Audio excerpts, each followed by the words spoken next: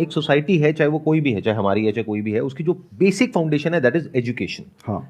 क्या आपने कुछ ऐसा ऑब्जर्व किया जो आज से हजारों साल पहले हम लोग सही कर रहे थे भारत में और आज वहां पर कुछ गड़बड़ हो रही है? Can we talk about that? Because यहाँ पर जो बहुत सारे लोग बैठे हैं वो इसी एज ग्रुप में है, around 18, 19, 20 years. I think it's going to be very relevant अगर हम उसके बारे में जी जी आप कुछ बात कर सके। जी, आज का जो एजुकेशन सिस्टम वो actually 19th century British colonial education system है, उसी को हम आज चला रहे हैं। आज हम कंप्यूटर साइंस पढ़ाएंगे, एमबीए देंगे, ऐसी डिग्रीज देंगे, लेकिन सिस्टम वही है, पद्धति वही है, पढ़ाने का तरीका वही है।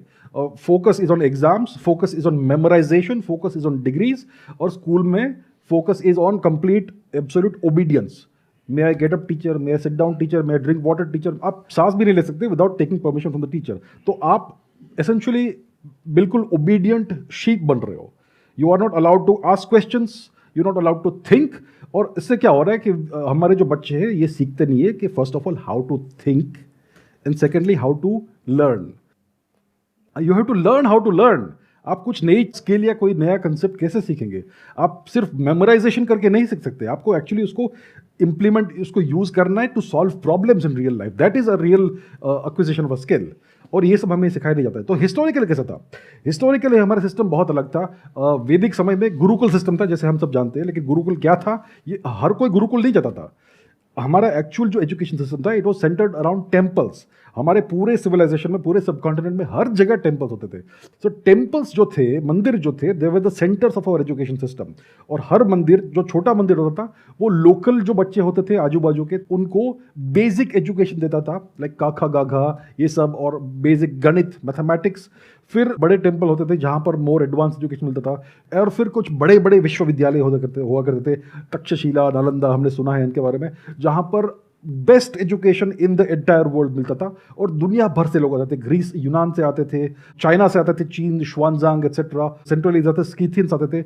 हर कोई यहाँ पर भारत में आता था ज्ञान प्राप्त करने के लिए। तो हमारा बहुत सिस्टमैटिक एजुकेशन सिस्टम था, और हर जगह स्प्रेड था, डिसेंट्रलाइज था, ये था। और उसका फोकस था ज्ञान एक्चुअली अक्वायर करने का।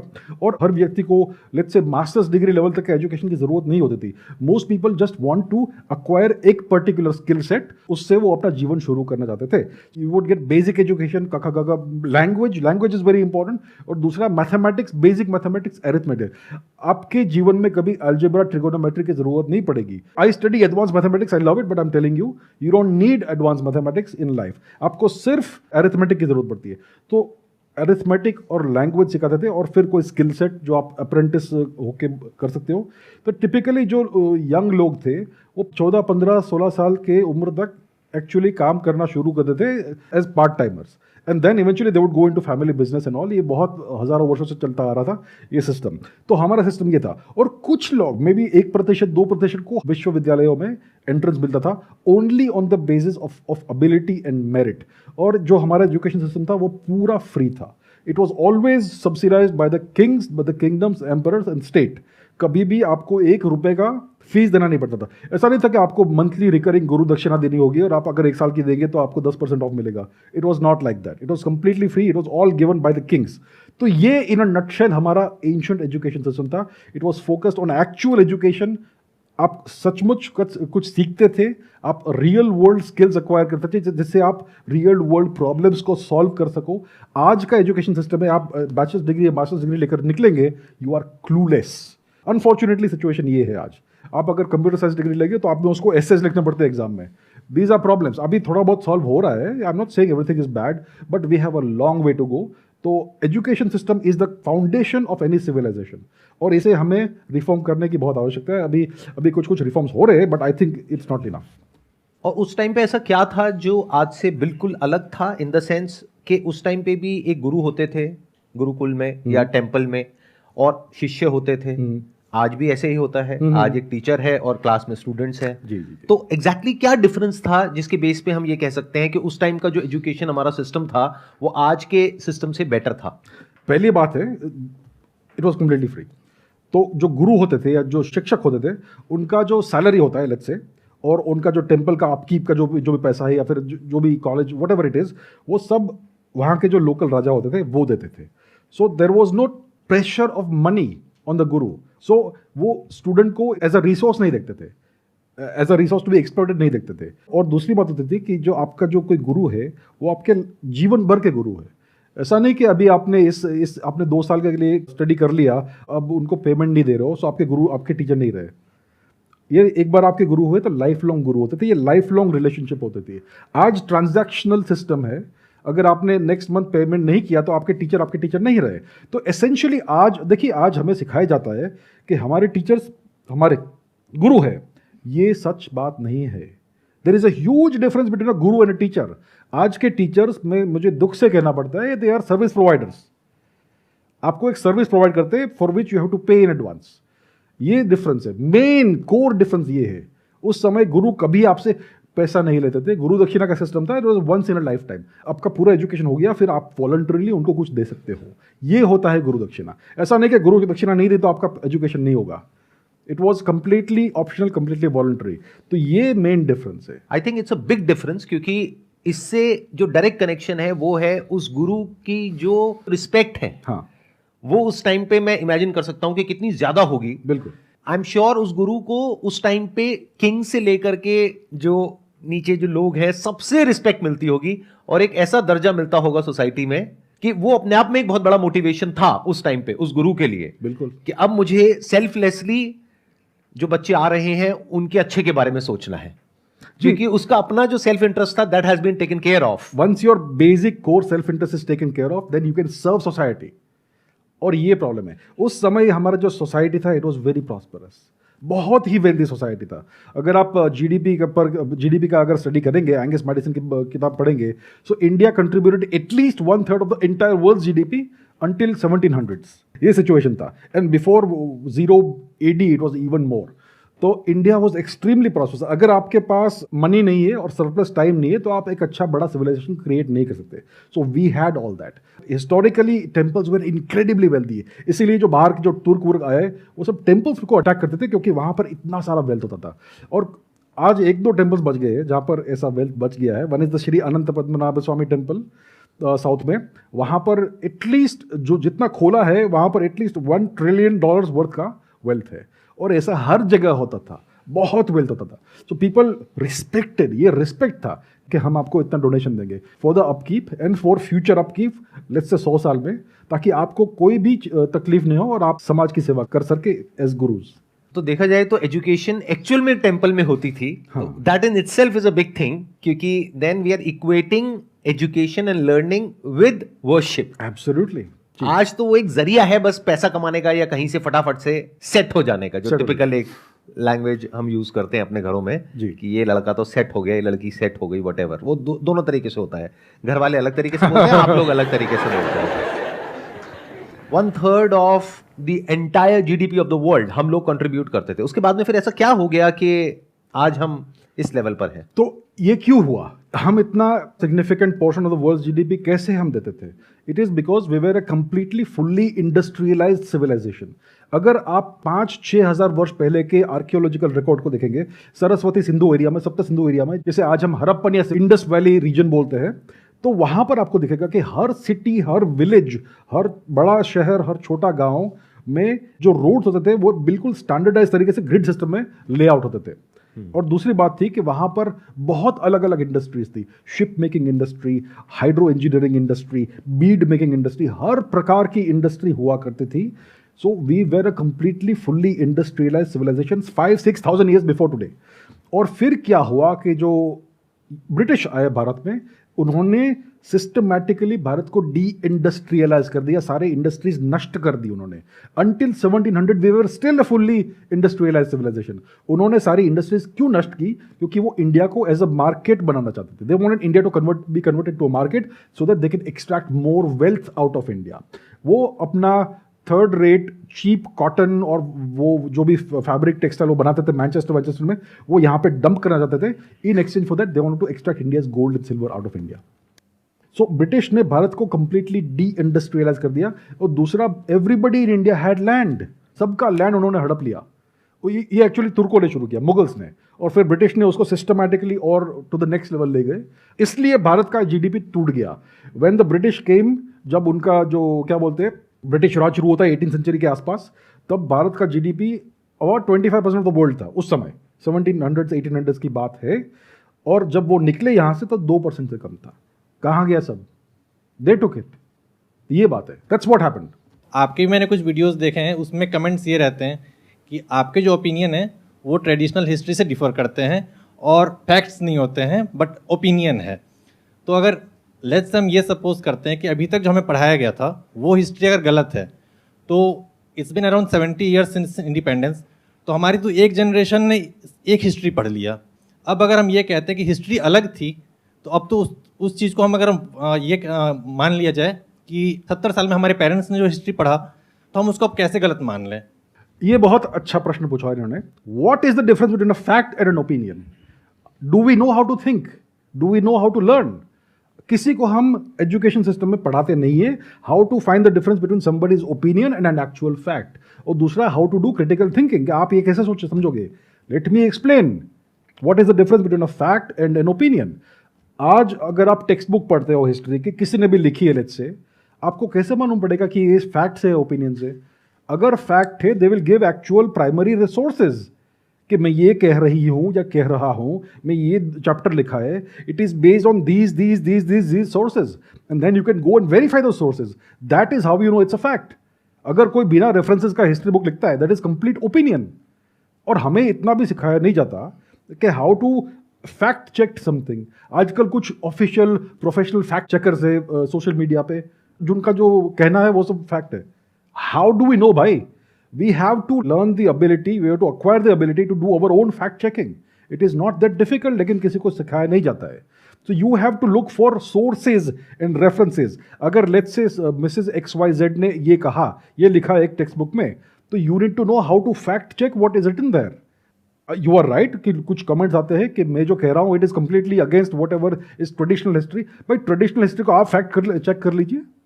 Please do your fact checking कि इन्होंने ये क्लेम किया है, वो क्लेम किया है, उसका बेसिस क्या है उसके क्लेम का।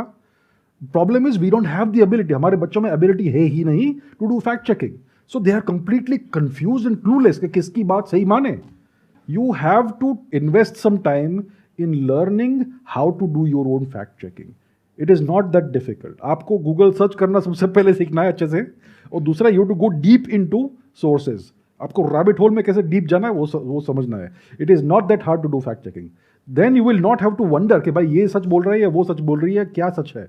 You will know after half an hour to और let's say 1 day of research, आपको सब समझ में आ जाएगा। अब यहाँ पे मेरा एक क्वेश्चन है कि आप कह रहे हैं कि फैक्ट चेकिंग के लिए हमको क्या करना पड़ेगा कि अलग अलग रिसोर्सेज से जा करके देखना पड़ेगा, उसको वेरीफाई करना पड़ेगा कि अगर ये बात लिखी गई है तो ये इसका सोर्स क्या है, कहां से आ रहा है। जी। मान लो उसका जो सोर्स है वो ये 2 बुक्स हैं जहां से आ रही है, उनका सोर्स क्या है? 2 बुक्स हैं, उसका सोर्स क्या है? Exactly, go deep. वही तो कह रहा हूँ, go deep into the rabbit hole, go to the primary sources कि भाई राजा चंद्रगुप्त के समय का ये इंस्क्रिप्शन है, that is the original source, that is the primary source. So you have क्या टू वो अवेलेबल है हमारे पास में? अगर अवेलेबल नहीं है तो there is no, then that's an opinion, that's just opinions. अगर कोई चीज अवेलेबल नहीं है उसके बारे में आप बोल रहे हो, that is conjecture, that is speculation, that could be opinion, that could be right और रॉन्ग। लेकिन अगर कोई हार्ड एविडेंस है, आर्कियोलॉजिकल एविडेंस कि भाई इस जगह पर ये इंस्क्रिप्शन है इस डेट का, तो दैट इज हार्ड स्टोन, उसको आप चेंज नहीं कर सकते।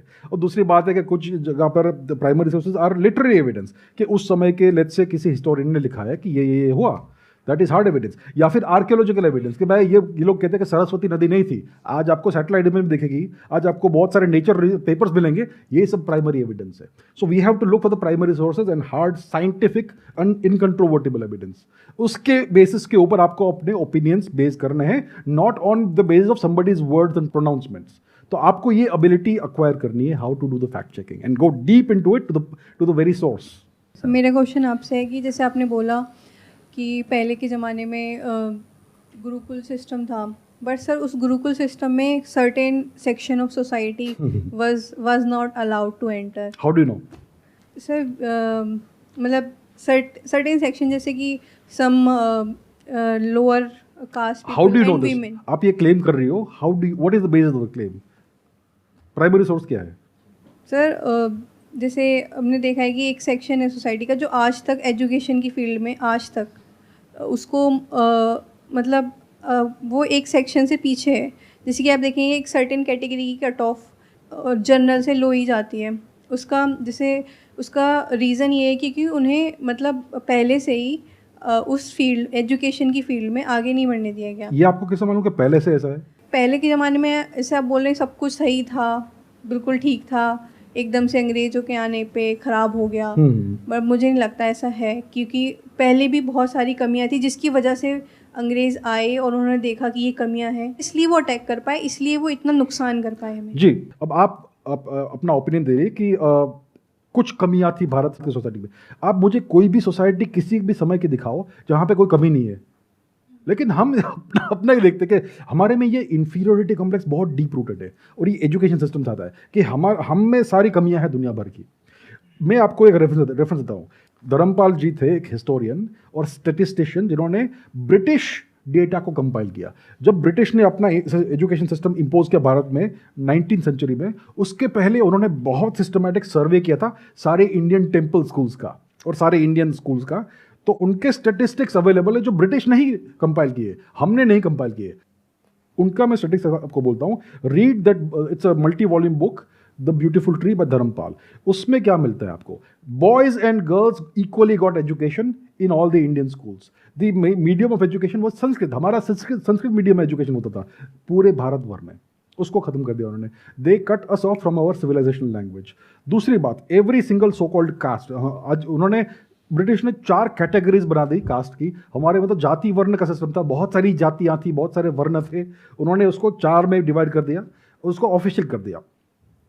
तो every single so called caste, उसके बच्चों को एजुकेशन मिलता था। वो ये ब्रिटिश ही डेटा है, हमने नहीं इन्वेंट किया वो data, this is British data. So if you look at the actual facts, I would encourage you to read the beautiful tree by Dharampal ji. उसको पढ़िए, आप स्वयं देखिए क्या एक्चुअल फैक्ट्स थे। मुझे पता नहीं किसने क्या कहा, किस पॉलिटिशियन ने कौन सा भाषण दिया और क्या लिखा उन्होंने, आई डोंट नो। मैंने सबके सारे पॉलिटिशियंस के लाइफ स्टोरीज नहीं पढ़े, but I can assure you if you look at the primary evidence जो ब्रिटिश स्टैटिस्टिक्स और डेटा के ऊपर बेस्ड है, ये सारी चीजें उड़ जाती है। Boys and girls equally got the education, there are more girls than boys, more girls than boys, and so-called low castes had actually more representation in the education system than so-called high castes. ये सारी myths बनाई गई है जिससे हम ऐसा सोचते हैं कि हमारा कल्चर और हमारा सिविलाइजेशन बैकवर्ड है और ये गोरी चमड़ी वाले हमारा उद्धार करने यहाँ पे आए। So I would, it's a very good question you have raised, please read that book. आप स्वयं देख लीजिए उसमें क्या लिखा है। ये जो पॉइंट इन्होंने रेस किया जी। कि भाई इस तरह की क्लासेस होती थी सोसाइटी में आज से हजारों साल पहले, ये इनका ओपिनियन है, इनके पास में अभी कोई फैक्ट नहीं है। You don't have a fact for that, right?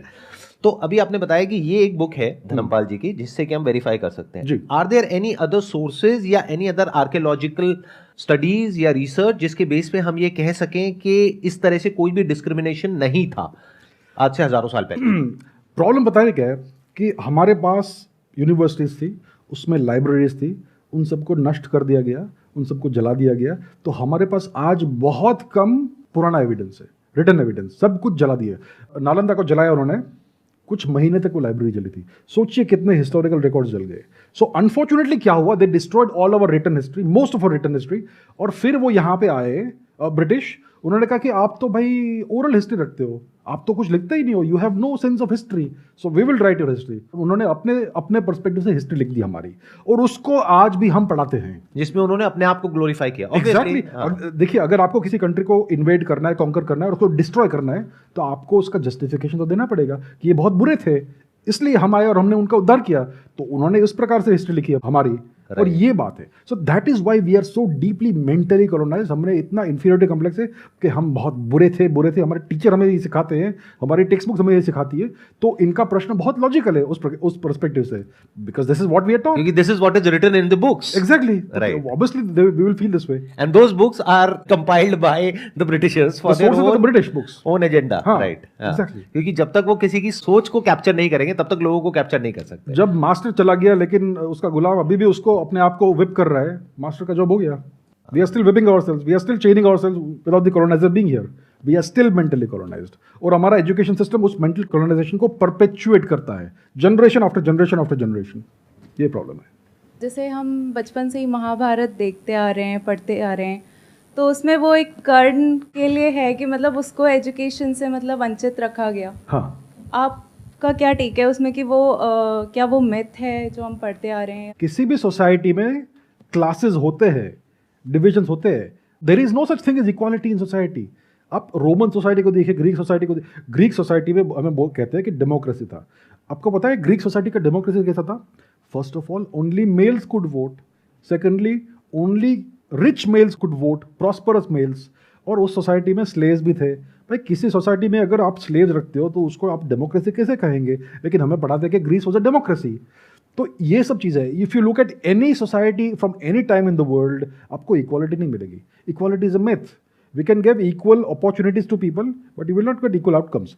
तो Karna was not a prince. अगर आप let's say 19th century England में जाओ, ठीक है, वहाँ पर प्रिंसेस को एजुकेशन मिल रहा है from a top class teacher, और कोई भाई फार्मर का बेटा आके कहेगा कि मुझे भी वही एजुकेशन दो, मार के भगाएंगे उसको। This is how it is. एक रॉयल टीचर हर किसी को एजुकेशन नहीं देगा। So you can not expect the son of a charioteer to get the education of a prince. There are classes in society, that has always been there, it is still there today, it will always be there in the future. उसमें क्या गलत हुआ? Everything was not good in past, so we can say that we are moving forward. We were once backward, now we are getting better. Yes. No, I don't disagree completely with it. We were way better 1,000 years ago. Then क्या हुआ कि our society got invaded and destroyed. हमारी society जिस प्रकार से function होती थी 1000 वर्ष पहले, उसको तोड़ दिया गया by the Turks who invaded India. They destroyed the way society functioned. जो हमारे जो मेन इंस्टीट्यूशंस थे, एजुकेशन सिस्टम और हमारे जो रूलर्स थे, उन सबको हटा दिया गया और एक फॉरेन सिस्टम हमारे ऊपर इम्पोज किया गया। और जब आपका सोसाइटी, आपका सिस्टम जिस प्रकार से इवॉल्व हुआ है उस प्रकार से फंक्शन नहीं कर सकता, तो उसमें कुछ विकृतियाँ आ जाती है over a period of 1000 years. So these things happen. Some bad qualities come inside. कुछ विकृतियाँ बाहर से आती है, कुछ विकृतियाँ अंदर बन जाती है। If you are not allowed to function the way you have evolved to function for thousands of years, something will go wrong. देखिए, एग्जाम्पल देता हूँ। We all know about Apple Corporation. Apple, iPhones, all that. उसका foundation किसने किया? उसको found किया Steve jobs ने।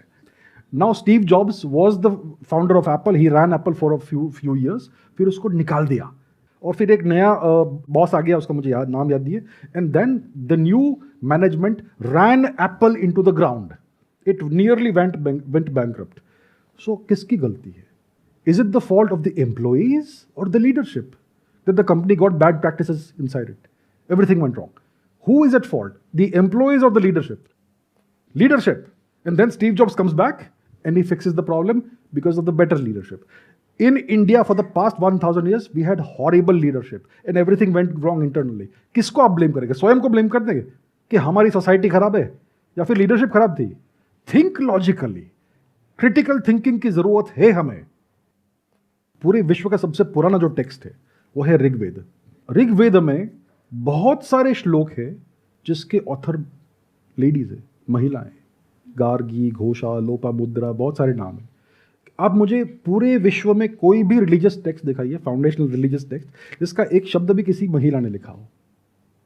If you have read Upanishads, तो उसमें आप देखेंगे बहुत जगह पर there are lot of females जो आत्मज्ञान प्राप्त कर रही हैं। आत्मज्ञान which is the highest form of knowledge. Vedas मतलब नॉलेज एंड वेदांता मतलब the essence of all Vedas, the supreme knowledge. That means knowledge related to the self. और वो सेल्फ नॉलेज भी दी जा रही है फीमेल्स को, और वो फीमेल्स आगे उस नॉलेज को शेयर कर रही हैं। तो ये बहुत बड़ी बात है जो ये कह रहे हैं। This is not a small thing. इससे आप आइडिया लगा सकते हैं कि डिस्क्रिमिनेशन था या नहीं था, और था तो किस लेवल पे था। और उन फीमेल्स का भी आप बैकग्राउंड चेक कर सकते हैं। They were not from royal families. जी बिल्कुल।